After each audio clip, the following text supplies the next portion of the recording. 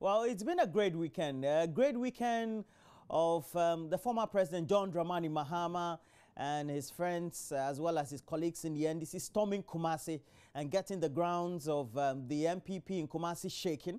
And alongside, well, the Northern Region branch of the MPP, they're holding the executive election with the apparently the incumbent chairman, Bugri Nabu, being deposed. And of course, all the social media frenzy that followed that. And alongside the United States, where we had the president visiting, attending a number of engagements there and being honored, but also being commended for the good policy of the free SHS. And that has resulted in the president being given good praises, great accolades and commendations all over the world. Well, we're here to discuss all that this morning. And while the president was away, the presidency issued a statement on comments that were made by the General Secretary of the NDC, Johnson Esiedu Nketia, about what the president may have said or not said, what his government position and himself, his position is on homosexuality. And at least that statement will put to bed all the issues, the rumor mongering, and especially all the frenzy that is always generated on social media about President Akufo-Addo, his government position on homosexuality. And that's why we have great people to help us with the conversation this morning. Deputy Minister of Communications, Nenyi Georganda, is here, Member of Parliament for Ewutu Senior West. And thanks for joining me, sir. Good morning, Roland. Yeah, it's been great having you. Thank you. Good morning. Today we'll have great quotations for the two of you. We'll put everything right for all the things that we do, perhaps, that you're not happy. Yeah, that's fine. All right. Yeah. And then also we have another good friend of mine, great man, total cheat, Al-Hassan Suhini, Member of Parliament for Tamale North. Yeah. How are you? That's about. Nah, terrific. What about you? I'm fine. Good morning to our viewers. So let's start with the president being honored, the United States of America, but also being acknowledged by UNICEF. And the Children Fund of the UN is acknowledging the good work that the president is doing with the implementation of the free SHS. Its introduction itself, if you read what the accolades have been. Let me start with you, Nenyi. It's been a policy that has now not only been acknowledged on the continent, but also elsewhere. That's good for the president, but also for Ghana. Yeah, well, before I come to that, let me take this opportunity to congratulate the newest champion, Isaac Dogbe, the youngest Ghanaian to have won the world title over the weekend. Obviously, taking Ghana to different heights, and we want to congratulate him and wish him well going forward. Yes, it was a great fight. I mean, and I think that if you look at how the fight went in the beginning, he sort of didn't come across that he was comfortable, like he was in charge. But then I think he picked up his lessons, and then he was able to send his opponent to the canvas, and then eventually you could see that the corners of his opponent were jittery, trying to throw in the towel before the referee ended the bout. But I think it's a life lesson for all of us, and great defeat, great performance, and we are proud of him as Ghanaians. Now, if we come to the issue of free SHS and the recognition that UNICEF has given to His Excellency the President Akufo-Addo, I think both of us would agree, or all the three of us would agree, that the policy of free SHS is indeed a great policy. I was quite excited the angle at which UNICEF took it from. I mean, looking at the girl child, the education of females, education of girls, and how that has an impact on society. And I think that this clearly shows that His Excellency Nana Dankwa Akufo-Addo is a visionary leader. As we had said previously, there were a few challenges in the implementation. The lessons have been picked, and these issues are being addressed. But overall, I would say that, I mean, great program. I believe that Napo, the Minister of Education, was also recognized as the best minister by the Entrepreneurship Award scheme that rolled out over the weekend, and it's basically through the recognition of his role played in executing the free SHS program, and this is something that all Ghanaians are embracing. So I mean, it's great. I mean, it's a lesson for all of us. I mean, it's a sense of pride for all of us. Obviously, not for us to be complacent, but to continue to address the challenges that have been pointed out, and to make sure that it can be rolled out seamlessly to all parts of the country for the right beneficiaries to enjoy. I think, I mean, the biggest joy would be when our public schools start to compete with private schools for intake, because of the free SHS policy and because of the quality of the content of the curriculum that will be rolled out in the public schools. And I think in Kenya they've reached somewhere around that level where the private schools are actually not getting anybody to go to them, because there's really no incentive to go to the private school. You're getting free SHS, and then you're getting the right curriculum, and your wards are going through the right curriculum and being prepared for their next stages in life. And that's where we're getting to in Ghana. Okay, so Hini, just pick your thoughts, one or two on this.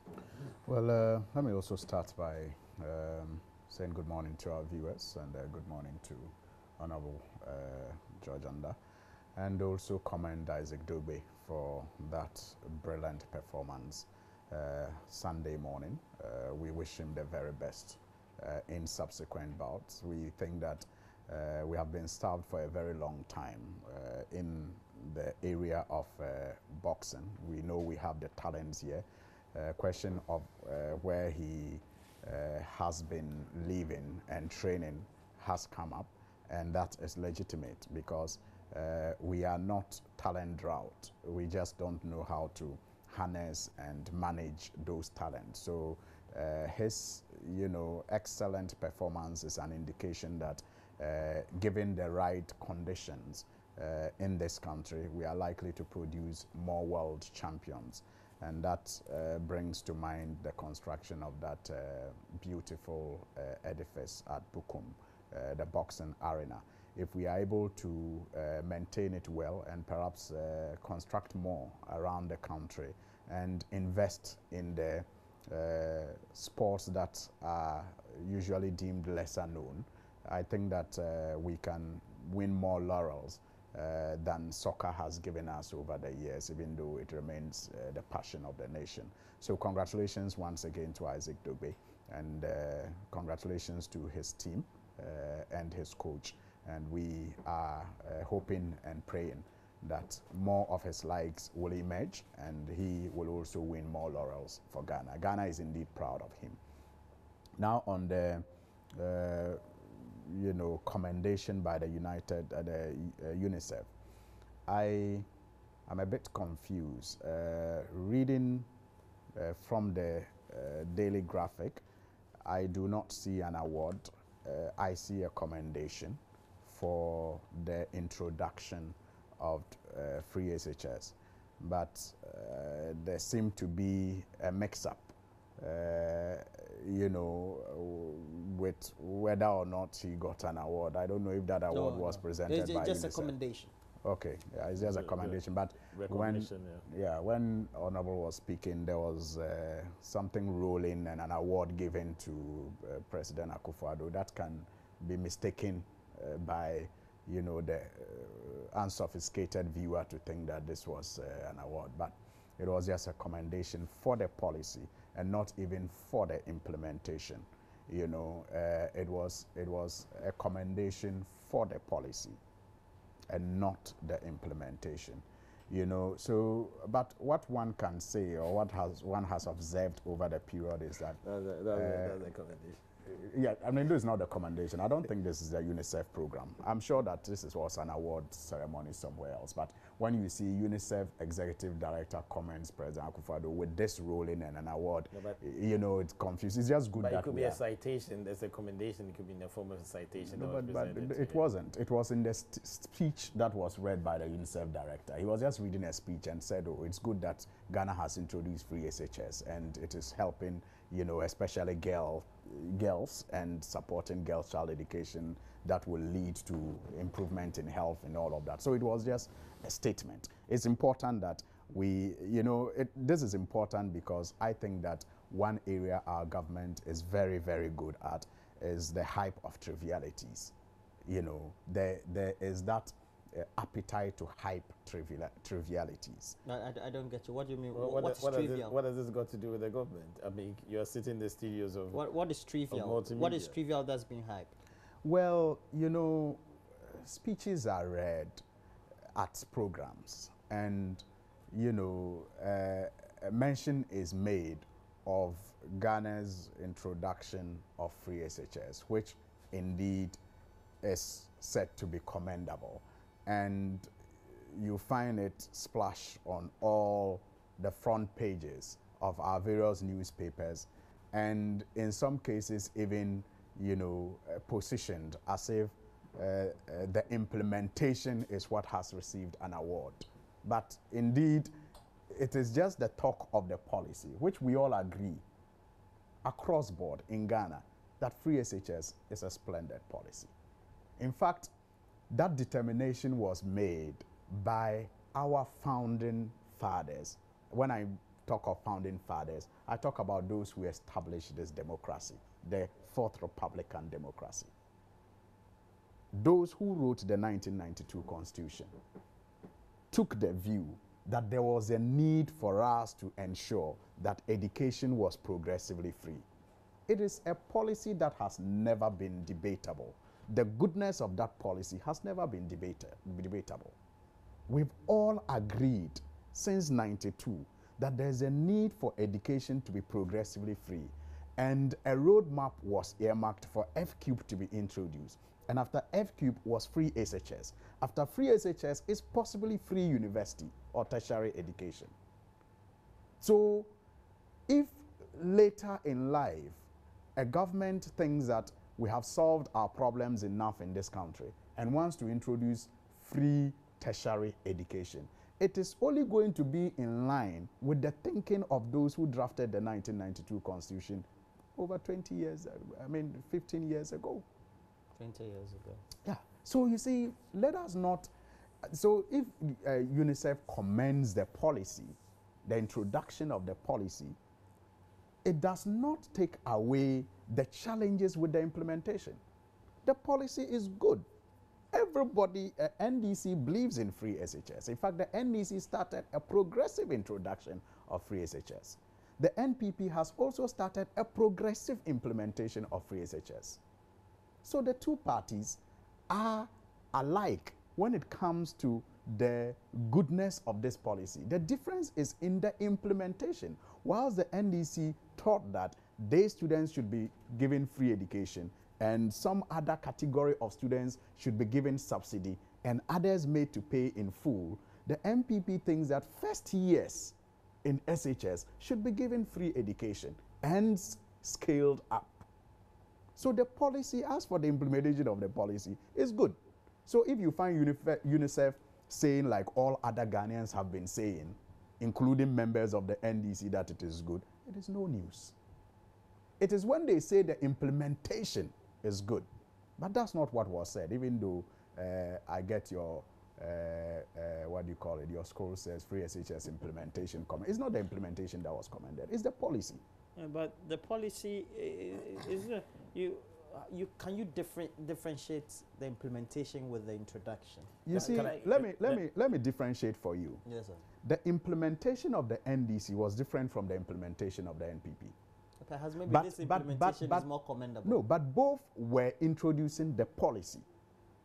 But the implementation of the NDC was different from the implementation maybe this of one the was policy. more recognizable. I mean, or is more recognizable. It's hyped. That's what I'm talking about. Is hyped. It's hyped. So I'm saying that there is that, you know, you can commend the government for the desire to hype trivialities, you know, so it's hyped.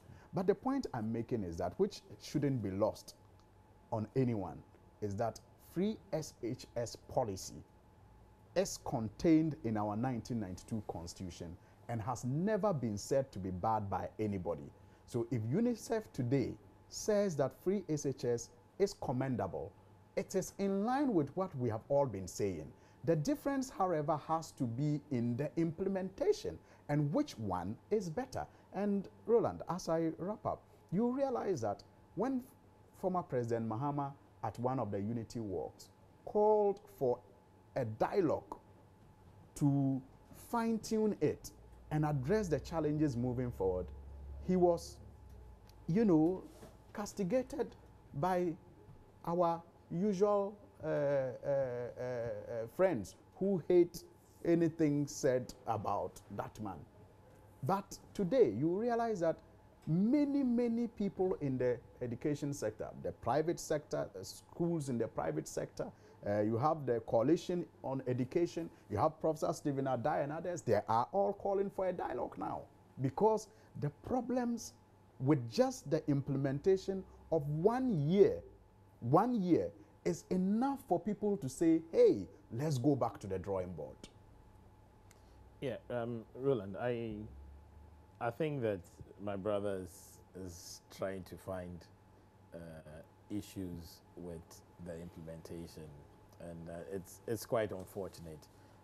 I believe that with a policy or with the implementation of a massive policy, a flagship policy of the administration of His Excellency Nana Addo Akufo-Addo, a policy of this magnitude, there are bound to be teething challenges. And I believe that, Roland, even on this platform, I have said that there were a few teething challenges with the implementation of the policy. His Excellency the President himself, early in the implementation, did come publicly and say that there were challenges, a few challenges with the implementation. However, that did not to a large extent undermine the benefits that this policy was bringing to Ghanaians. And in his constituency, there are loads of people that are beneficiaries of this implementation. One or two challenges that, I mean, a bit of issues with infrastructure, bed bags and stuff like that, but these things have been addressed to a large extent. Okay, there were rumors that the suppliers of their foodstuff hadn't been paid, and the Ministry of Education came out clearly and debunked and put out the facts right. So I don't think that we should be spending too much time, okay, on this issue. There have been several dialogues. The policy document is out there, and I believe that anybody that at this stage wants to add more value to the ongoing rollout is free to go and have a discussion with the Minister of Education, and then that will be considered. All right. Maybe just a quick one. I'm not quoted to help the hype. I'm not quoted wrongly to help the hype that I spoke about. I said the free SHS policy is good, and I mean it. But anyone who is going to do a headline must put it in the context of the fact that from 1992, the people of Ghana determined that free education was good and has always been stated by all. The difference has always been in the implementation. If not, if I don't put this addition, you are likely to see a headline, Suhini says free SHS is good, and attributed to, oh, Nanado's free SHS, but that's not what I mean. I think the headline... Everyone who has folled this will understand. I think the headline that will come out... Because that's what you people do. You use headlines to do the hype and the propaganda. The headline that will come out, Suhini makes a U-turn and now believes in free and that will be deceptive. And that will be part of the hype I'm talking about. So I had to put this out there.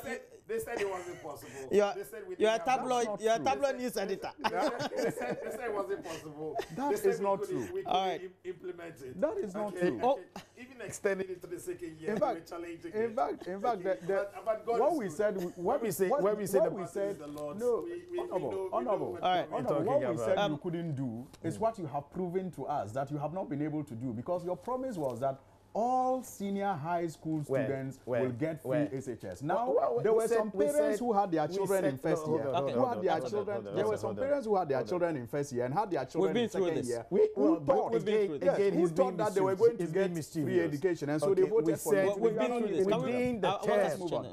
You have not implemented it. We said you couldn't, and you haven't been able to. The term. No, the term is 4 years. You didn't. At the moment, there's SHS 1 and SHS 2. Be honest to the people, you didn't. By the end of our term, if Roland opens his phone lines, you hear parents who will call to tell you that you know the them. truth. Because okay, they voted Ghanaians because know they the thought their truth. children were going to get free Ghanaians SHS. know that they are benefiting from the implementation of this policy, which was a flagship policy. All right.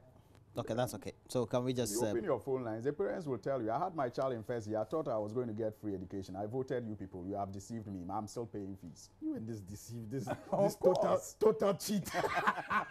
That's what it is. Anyway, so let's move on. Tomorrow is May Day. Before we come back to the mainstream politics, tomorrow is May Day. Workers of Ghana are going to mark the day, but we expect the president, in his speech, to announce the start of a policy that will take full effect. It's called the National Builders Corps, an initiative that would see about 100,000 young people who have either diplomas, HND, but also have some undergrad degrees to be put to work in various modules. At least we have 7 of them, focusing on agriculture, focusing on health, focusing on education, as well as other relevant ICT. That's it's a policy that we expect to put people to work, but also give them a certain head start in life. That's it, right? Yes, indeed, it is.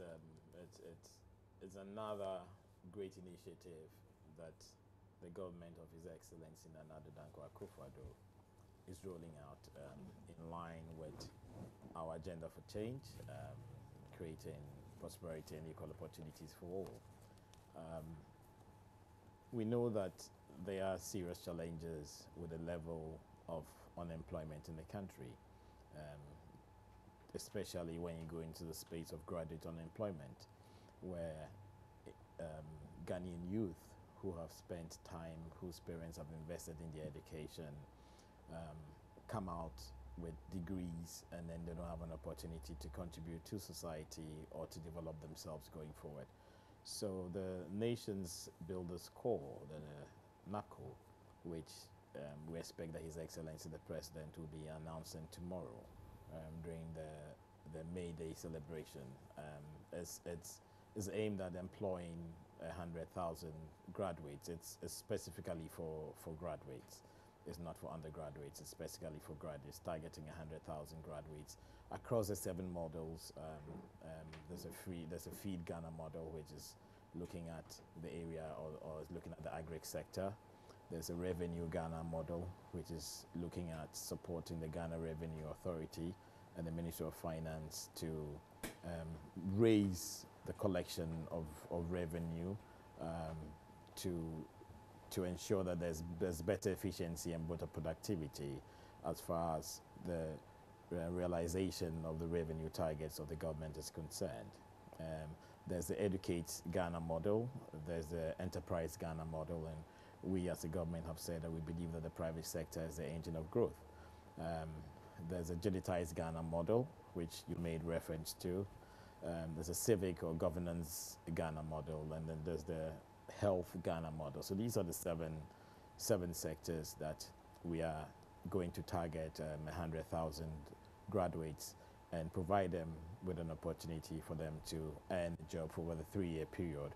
And like you said, over the 3-year period, they'll pick up skills, competencies, and then there'll be an exit for them. The whole idea, as you have said, is to give them a start, okay, so that eventually they can pick up the competencies of managing their own businesses or contributing to those specific sectors, either in the private sector or in the public, or through public institutions. But then they'll have built in some skills and competencies that makes them better placed over the 3-year period for them to be considered for opportunities going forward. So it's another great initiative. I expect that all Ghanaians, including our friends on the other side, would embrace it positively.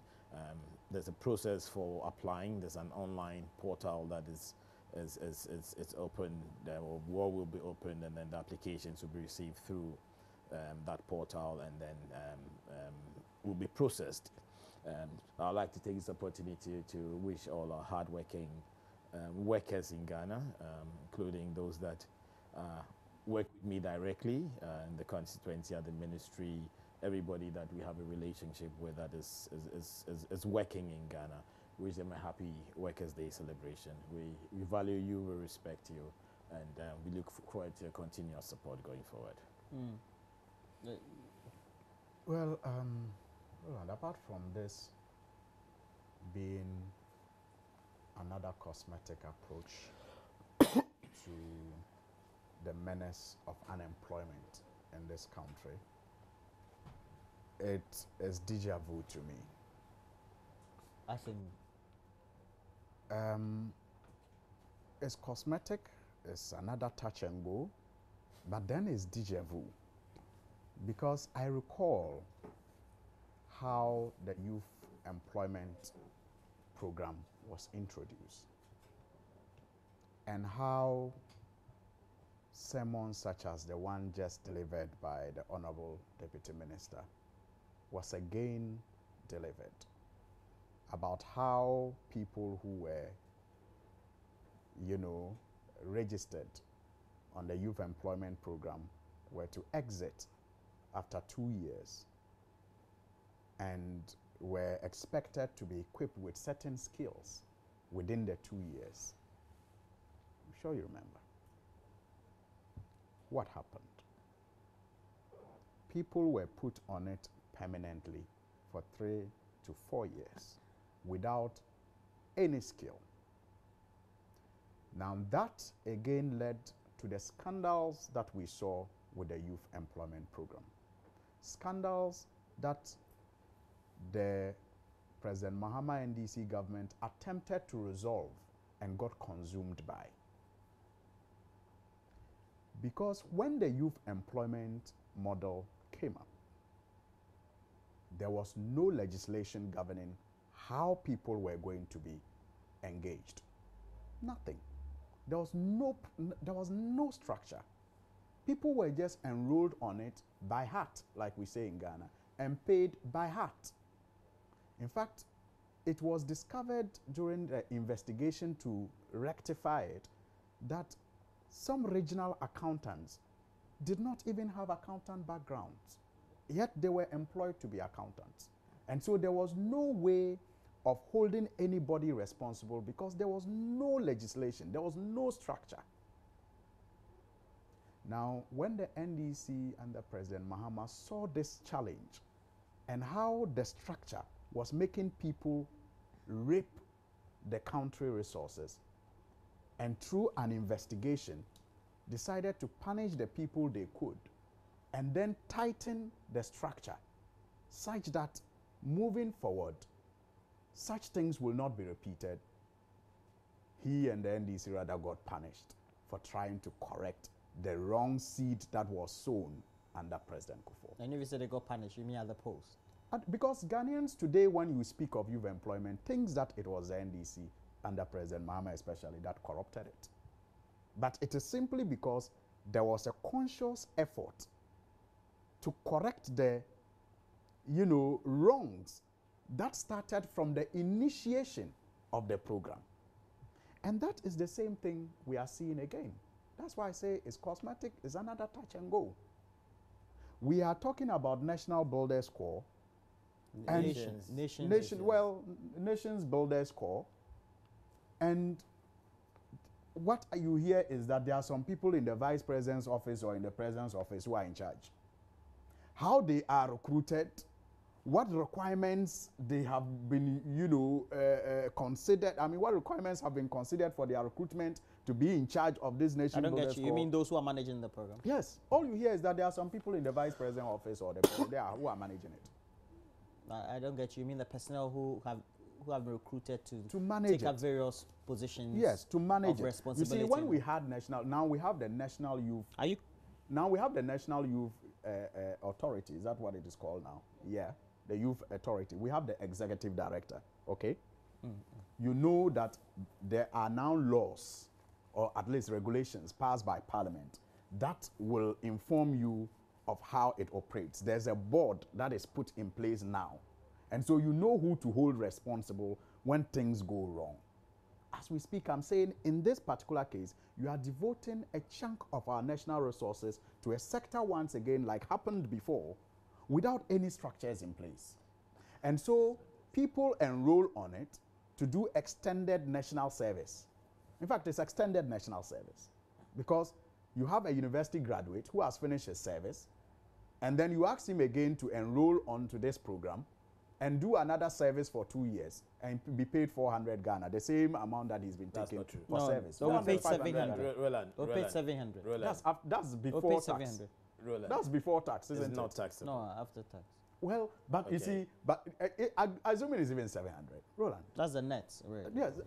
So really, is that what our university graduates who toiled in the sun because of the hope that they were going to get factories built in their district? But Mr. Suhini, this is a transitional program, isn't it? You Supposed see- to be a transition. you see- a program for them to acquire skill. Roland, why to don't we use that money to put up the factories that will employ them and pay the them 600 decent million salaries? Ghana cedis? It can put up some factories. Why don't we use it to put up factories and give them the jobs that they are really trained for? Because they are university graduates. No university graduate is employed anywhere, you know, that is reputable and paid less than 700. Roland, may I? At least, no place. No, the university, what do you call it, certificate, is worth more than 700 Ghana cedis. So your point is what? That So this my point is that this is just cosmetic. It is not addressing the unemployment situation that we have, because what these people from the university need are actual jobs that will take them, that will give them decent salaries, that will take them home to start families, not a transition. A transition for them to do 2 years of 700 Ghana cedis and then what? They're doing 3 years. Yes, and then what? So- But you see, again, when you have the experience of what we were told with the youth employment program when it was launched, then you know that this is another just, you know, You've made the gimmick. point. This is another gimmick. You've made So, a point. Roland, it's unfortunate the kind of descriptors that my colleague uses on this program, and obviously he hasn't been informed and he's misinformed. But I understand because He's critiquing, I believe. Exactly. no, That's what I'm when doing. when he I've says been that informed, but I'm you have critiquing the you have information not that I've been been given. informed. When you come and say that this is a 2-year program and are going to be paid 400 Ghana cedis Then he's- before he's tax. not Can informed. I land? 400 cedis before tax. And it's either that you are lying or you have been misinformed. And I'm choosing the path of you being misinformed because I don't think that you will be deliberately lying. Okay. Now, again, let us also accept the fact that the details of this program will be announced tomorrow when His Excellency the President formally launches it. So it's, if I could borrow the words of Kweku Bako, you know what I'm making reference to. We are sort of jumping the gun, okay? Because the details will be rolled out. So for you to assume that it's not going to be sitting under an established body, it wouldn't have a board, for example. I think it's if I could borrow your words, your own words, it's going along the lines of a total cheat, okay? And That's not true. and you should. See, Can I but lie? you see, Can we're I a parliamentarian. No, You're a no, parliamentarian. No, please And let you know that- let you know let that- him make his point. Okay, Let him make can his I point. land? Let Go him ahead. make his point. Please go on. Okay. Now, I'm not sure that my brother is trying to suggest that he's the only person that has the benefit of history or the learnings of the previous programs that have been put out there. And the NPP we have access to those learnings as well. And we have the right insights which have informed the development of this program.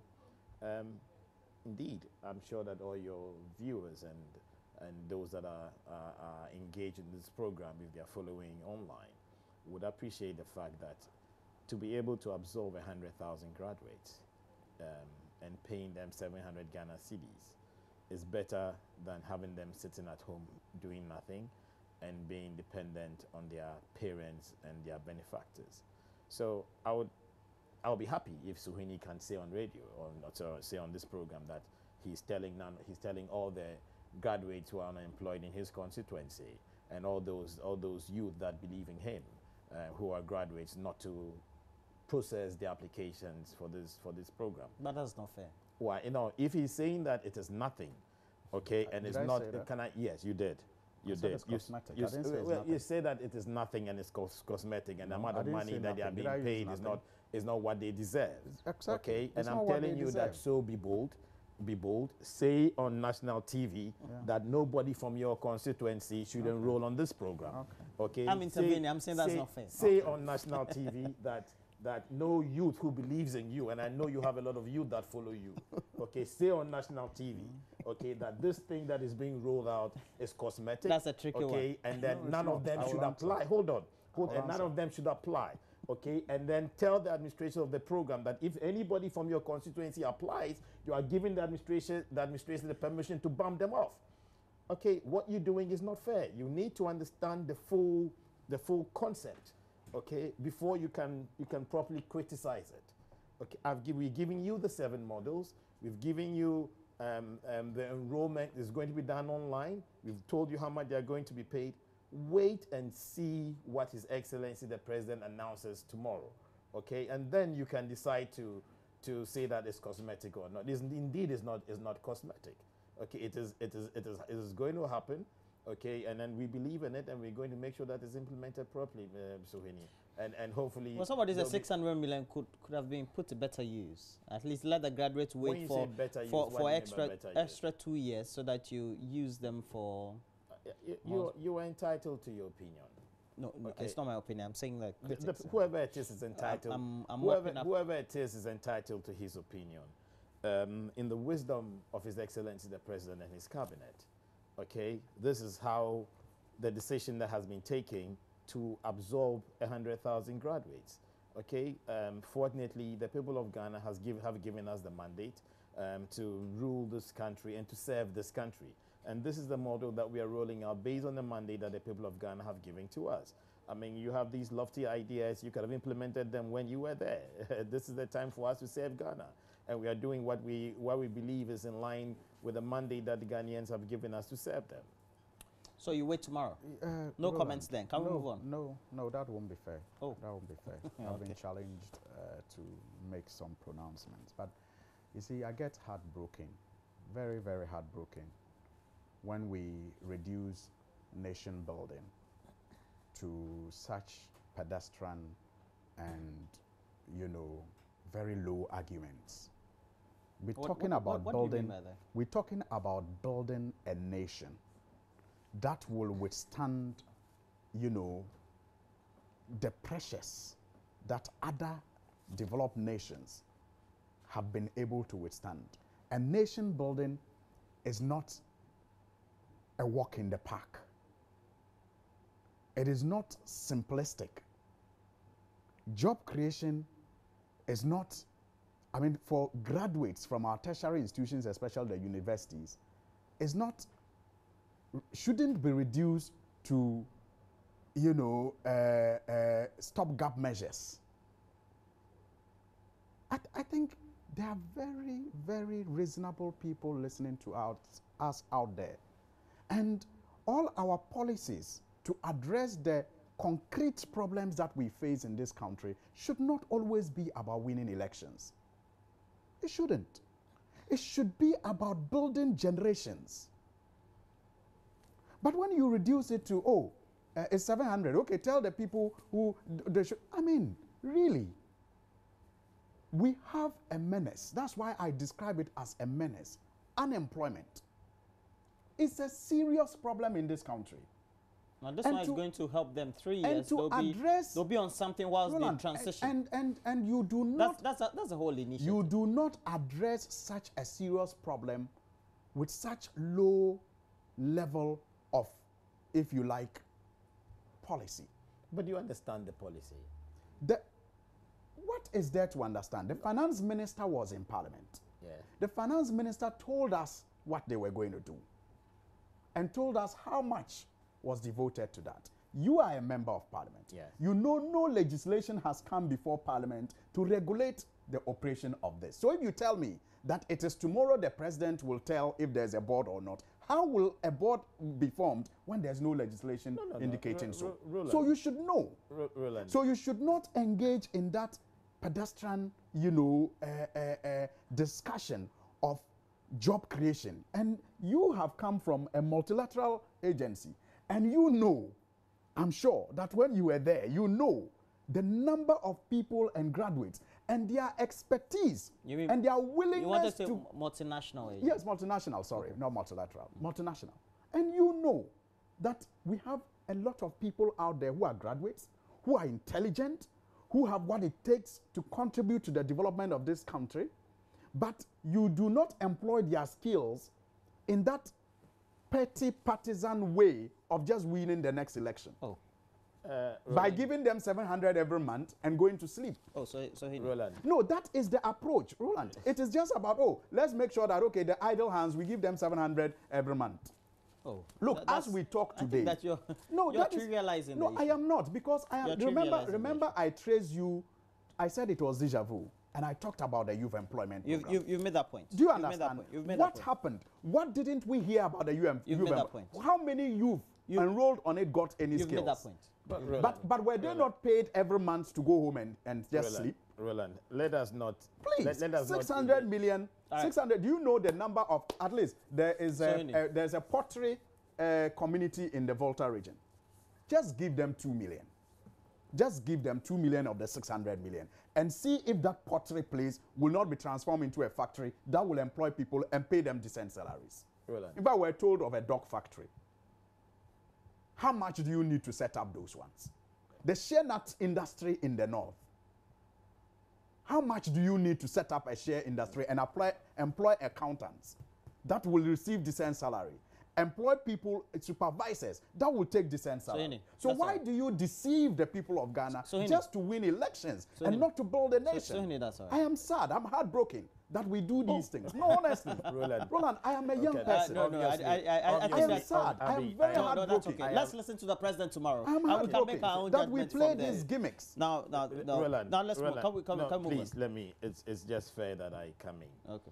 Roland, and I will come. It's unfortunate. No, you're not coming. That won't be fair because this is the third time. So I'll come in if it becomes. Well, but I start, you then coming and address my, me to come in. Yeah, it's just fair. Come in and it's Roland, necessary. If it's necessary, I'll come in. You're actually disrupting me now. Yeah, I'm just making. Roland, it's actually fair that we understand the concept, and I took time to explain the 7 models that this program was looking at. Okay, if you think that feeding Ghana, if you think that mobilizing revenue for Ghana, if you think that enterprising Ghana, if you think that educating Ghana, if you think that digitizing Ghana, if you think that governance or civil Ghana, or if you think that a healthy Ghana is just about the next election and not about building Ghana, then it's most unfortunate. Okay, and that is why I would ask my brother to be patient, okay, and steady the model. And you see, when he started talking, he said he was going to respond to me daring him. Did you hear Jack? Did you hear Jack? Then when I dared him that he should tell his constituents that whether they should apply that none of them should apply. Okay, did you hear? Did he respond to that?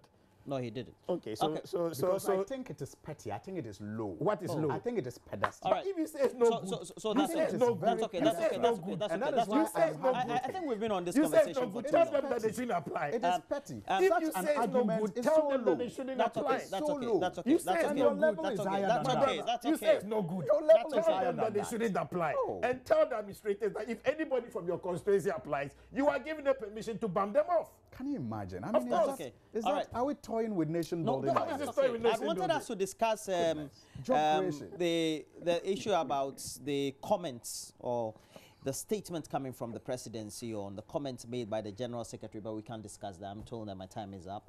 And then also, I'd wanted us to discuss Bugri Nabu and John Mahama, but we can't do that. My time is up. Yeah, that's the sweetest part of the morning. Bugri's red maybe card. I should have brought that before. No. Yeah, Bugri's miraculous healing. I think that, but let me commend those who won at the NPP. You're familiar with them, I'm sure. Not all of them. Okay. I'm familiar with a few of them. I wish them the very best as they will receive a defeat in 2020, inshallah, from the NDC. But I don't think that the region was fair to Bugri Nabu. At least Bugri Nabu has toiled so much for the party, especially in the last election. they claimed that they made strong inroads in the northern region. Didn't they? And The statistics speak for themselves. it could only have been by the great leadership of Bugrinabo. So for him to have been treated the way he was treated, in fact, I understand the contest was between His Excellency the President and the Vice President, because staffers from the Vice President office were seen campaigning for the one who won, and staffers from the President's office were seen campaigning for Bugrinabo. So at the end of the day... Who told you that?